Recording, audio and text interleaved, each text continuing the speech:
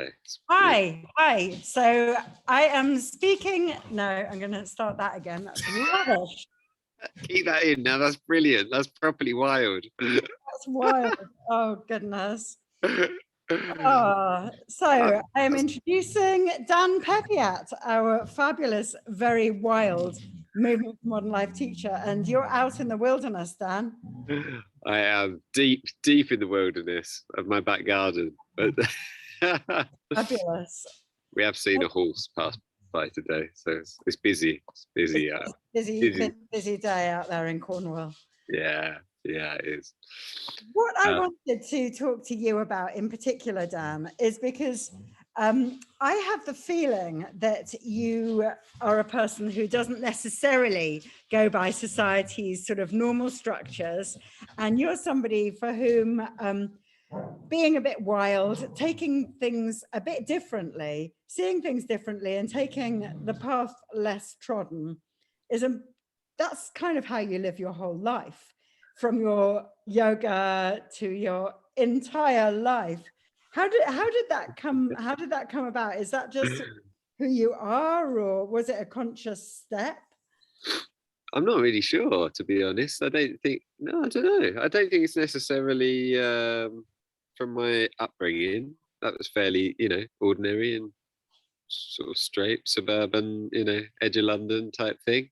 Although we did live where we lived, there were a lot of woodlands nearby, like there would have been old hunting grounds, I guess, on the edge of London, like really old woodland. And yeah, my mum used to just let me, because one of them was sort of just around the back of our house, even though we lived on like a massive main road behind our house. There was this like patch of woodland, and from about I'm not exaggerating, I think from like the age of 5, she would just let me tear around that woodland all day on my own. And every now and then she'd like whistle. She's really good at whistling. She'd go like, and I'd have to run like till I couldn't get to our house because there were fences and stuff, but I'd just shout, okay. She'd know I hadn't been kidnapped. And then I'd just disappear in the woods again. That's absolutely brilliant. I love it. Which was cool. So yeah, I'd say that's your wild nature then. It sounds like you were always there. Yeah, it probably was. I was thinking about this when I wrote the blog, like how I first got into nature, and that was probably pinpointed it because I spent years in those woods and I climbed, like I could tell, when you have an intimate relationship with every single tree. Dogs, that's too noisy. I'm leaving. It'd be warm. Yeah, so I knew every tree in that woods, like in the one by my house. There were probably a couple of hundred like big trees. I fell out of a fair share of them as well.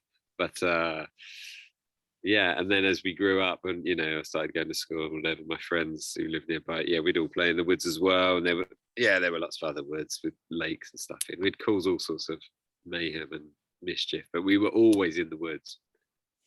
So basically you've got your life lessons from the woods. I reckon probably have actually. I love the woods. It sounds that way.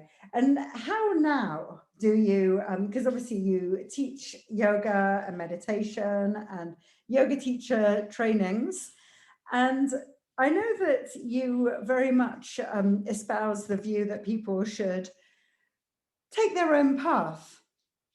Yeah. How do you encourage people to do that? Because that's actually a very tricky thing for most of us to do. That's tricky. What to take our own path? Yeah. I think it's just because we stopped trusting ourselves. We think someone else knows better than us.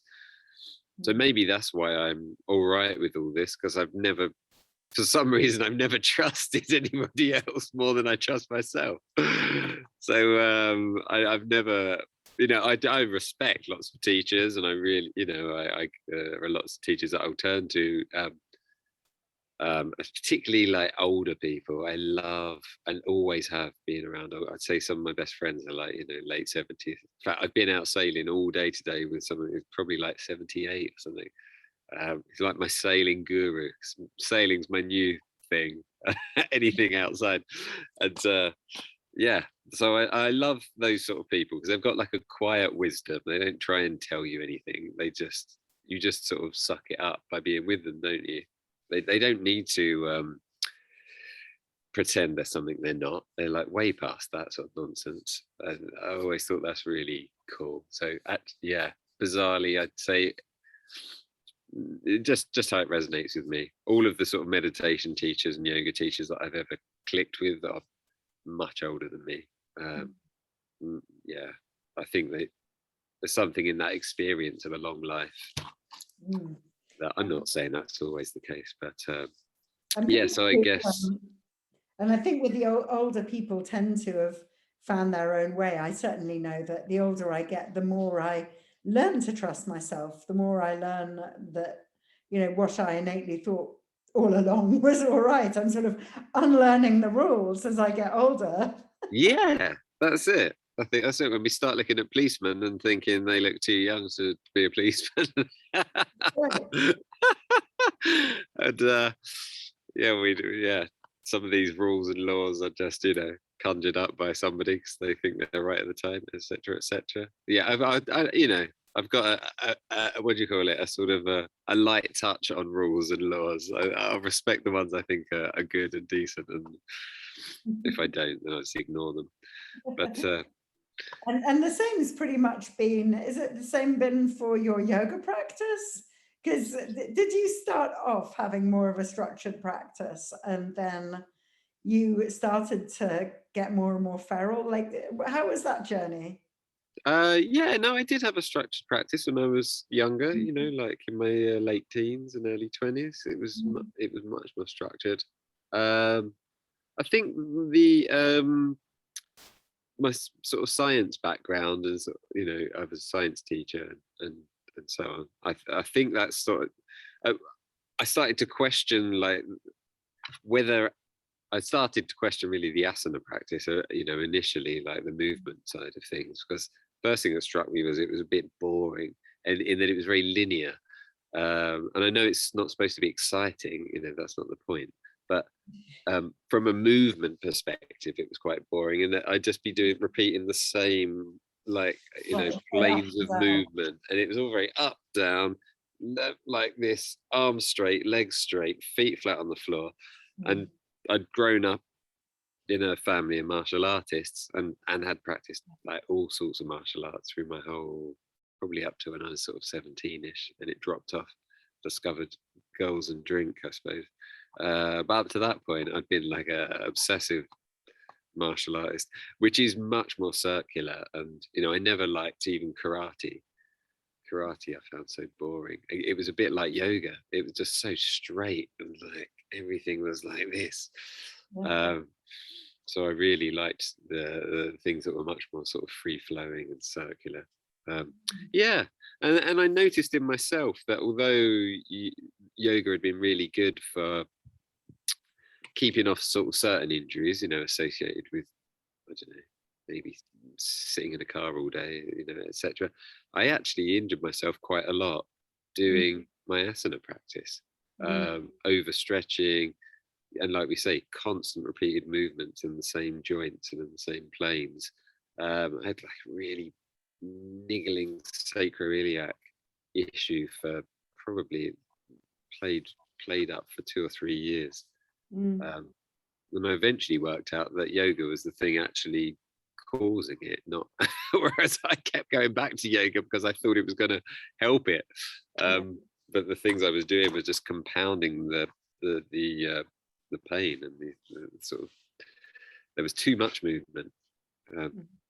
So yeah, so at that point I suppose I started mixing up my movement and just, yeah, making sure I kept myself mobile but not trying to increase my range of motion any more than I actually needed it to be, which I think is what, there can be a tendency for that in yoga asana, particularly when we're maybe a bit younger and a bit newer to it. We think it's all about being more and more flexible, but started to think I don't actually need to be that flexible for what I do in my daily life. I'm not a gymnast or a circus performer.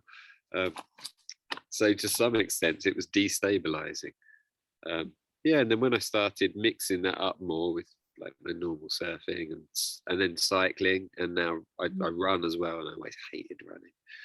I find running is, as long as it's only 2 or 3 times a week, so I don't start wearing my joints out. I find it's so good for my back, and I sleep really well. But if I do it more than 2 or 3 times a week, then I'll start getting, irritation in my knees and my ankles. It is that thing. I think it's that finding a balance of movement patterns. So today I spent probably half an hour rowing just to get out to my boat. So there's a whole different movement there, just rowing and rowing. It's nice. But tomorrow I'll need to work a bit of that out. I've got very tight shoulders now. Mm.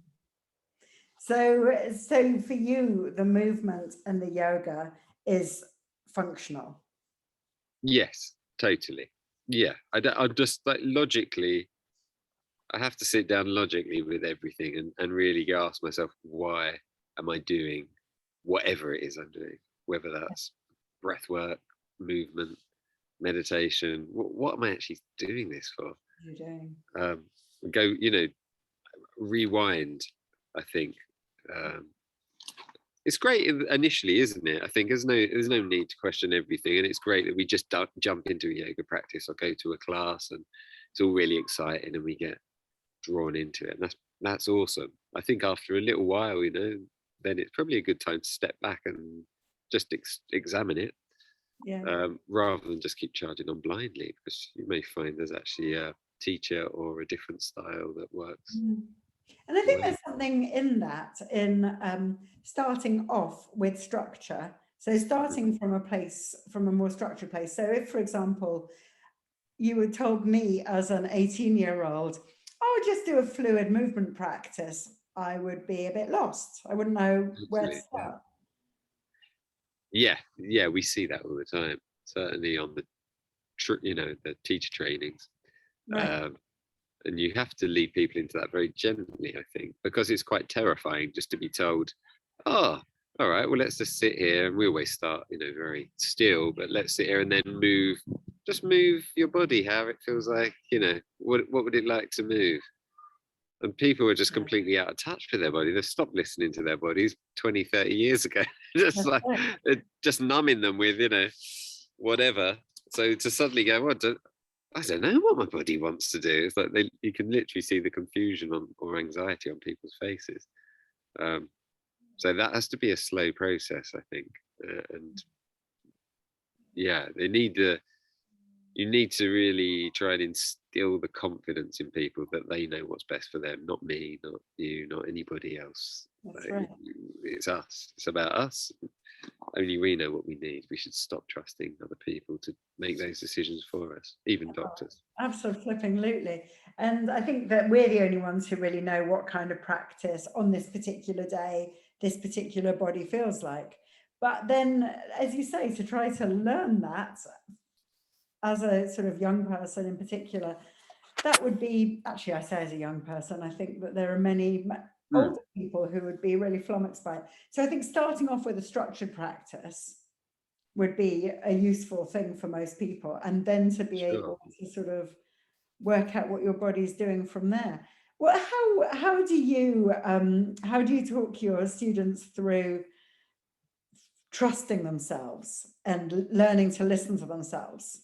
What tips can you give to people who are looking to go inwards? Let's go inward a little bit. I think you need to find some stillness first before you find, the movement comes, I think, naturally out of the stillness.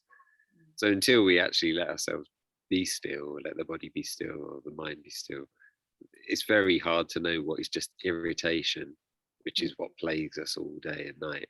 This agitation, this feeling that we need to be doing something. So we constantly have that as an underlying sensation in our body. And we will respond to that, but it feels like we constantly need to be getting on with another job, or trying to make life safer or something. So yeah, if we could, I normally start with like a slow period of stillness, so 10 or 15 minutes just sitting, and then I will guide people, but with as few prompts as possible normally at the start, because like I say, people just won't even know where to start. So I've got certain tools and toys, that I play with. I encourage people just to start fiddling around the edge of moving in non-mechanical sort of, not mechanical, but sort of, yeah, they're sort of, for them, mechanical ways or robotic ways. And maybe just start with the neck. How does your neck want to move? Like, what happens when you just let the tension in the neck go and the head just drops? And how does that feel? How does that feel when you're on all fours?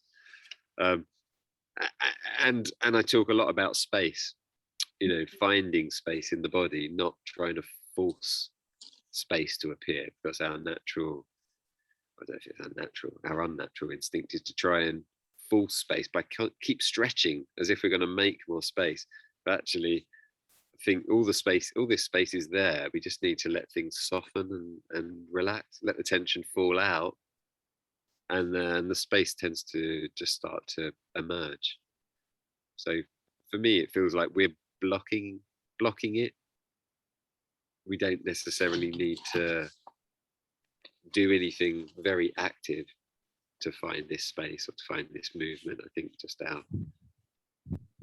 we've just become so used to this body that's very tight and defensive and full of anxiety or whatever. It's everyone's shoulders are just always up here, and you say let the shoulders drop, and they drop them like a millimeter, and they think that's it, and you say, oh no, let them drop again, and they drop a bit more, or you do it with the belly. In a meditation I say, and relax your belly, and relax your belly. No, really relax your belly. So you just keep saying it for 2 minutes, Yeah. and eventually they realize that they're still holding their tummy tight. And I think that's it. We've all of us have a lifetime's experience of clenching and holding on. And as you say, there's a sort of defensiveness and a lack of sort of fully embracing what we are and how we are. And it's very hard to unlearn, because I suppose we learn how to be uptight, because that's what we're talking about. We learn how to be uptight when we're still, we all sit in little rows and you're told off if you move or if you do anything, and you just clench your jaw and you just pretend like you're like, okay, totally, not tight enough. Exactly. Do I look like I'm busy? Do I look like I'm working hard? I have to maintain this air of constantly being busy and working hard. I don't know what people think about me. Well, that's it. And it is that thing that we feel guilty if we're not productive and we're not working hard, and we've all been shamed into having to fulfill these expectations of us. It's weird, isn't it? Someone's done a great job on us, I tell you. And it does start, I think, at school when we're all like in rows. Yeah. Basically, being taught how to put your shoulders up and sit in a chair. God. Sit folded up. Well, yeah, as a school teacher, I mean, because I went on to do a lot of supply, probably like 8 years or so of primary teaching, right down, like from 5-year-olds up to 10, 11. It used to make me want to cry, as just the whole like herding of sheep, and how like at 5 years old they're just following each other in a little straight line, and then they have to sit with their legs crossed and listen to some boring fart at the front talking about some nonsense that they haven't got the faintest idea of what they're going on. And then they sit all day in chairs, and I'm like, this is just wrong. I mean, at school, I used to think it was wrong. I didn't mind going to, I was school phobic, but I sort of didn't mind being at school if it was pouring with rain outside. I still don't particularly like the rain and getting wet. But, if it was sunny or bright, I resented being in that classroom. It's like, I knew I shouldn't be in there. Yeah, I resented it. That's a good word. And it's like, and I suppose society teaches us how to be obedient. It teaches us how to be good and how to listen to instructions. So no wonder, there's a whole bunch of us decades on, and we're all just waiting for the next instruction. Doing the same thing. Yeah, exactly. Waiting for the next instruction. Oh, it's a worry. I think you just have to trust to it. That's the only way, because But it's very hard because we've had decades and decades of obedience, of being told what to do, of being shamed into this sort of element of productivity, into holding our bodies in this rigid way. And then now suddenly Movement for Modern Life comes along, or whoever comes along and says, no, you just be. And you're like, who am I? I don't know. Oh my God. Yeah, you don't want to give anyone a massive existential crisis about this stuff, but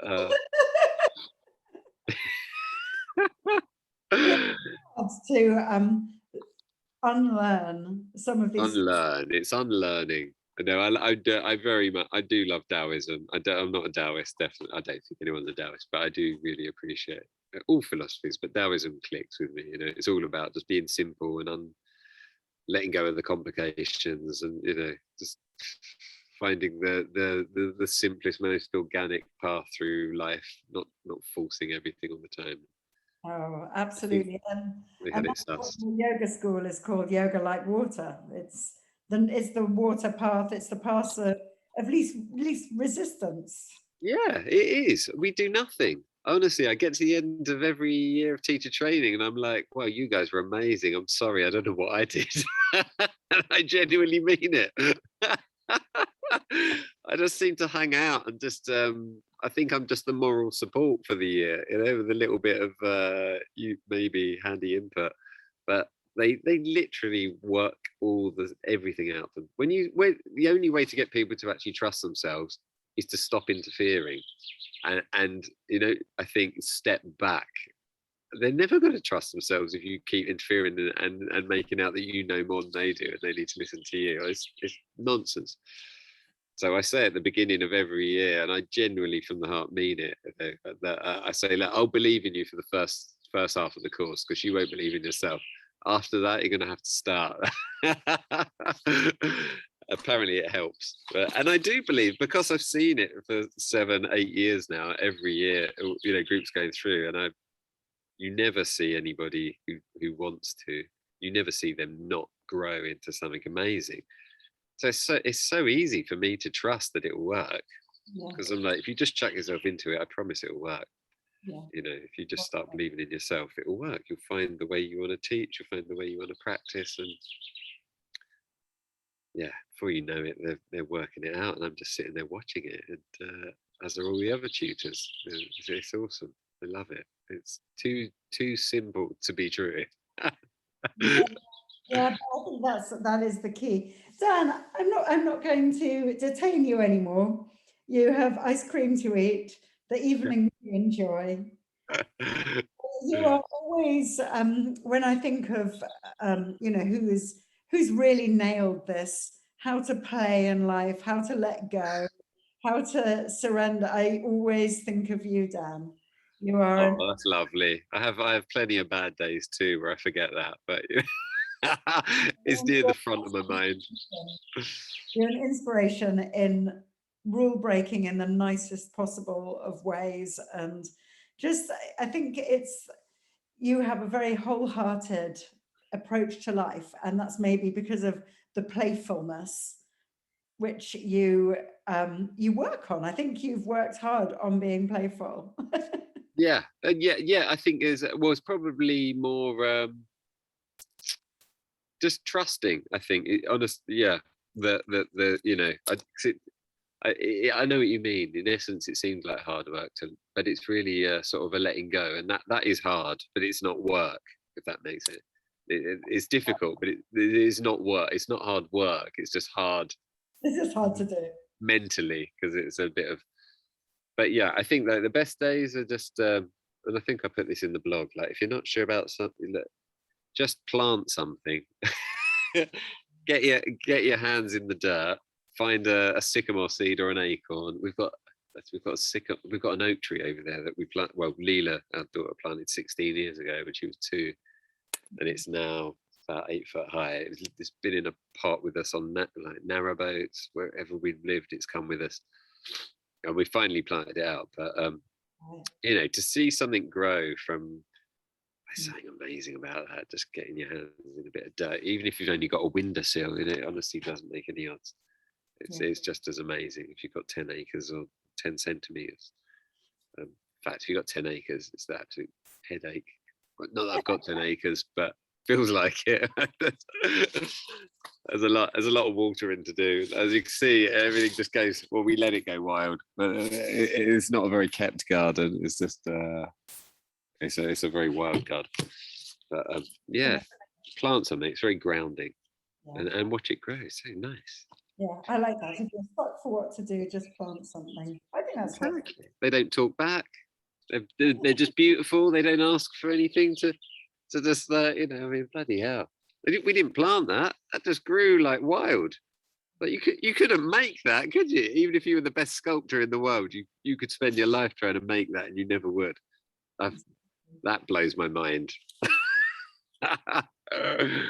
And it's just there growing. We totally overlook it. But yet we go to the Tate Gallery and look at interesting sculptures. And then there's these things out here that are like a million times more impressive. No one's even made them. I don't know.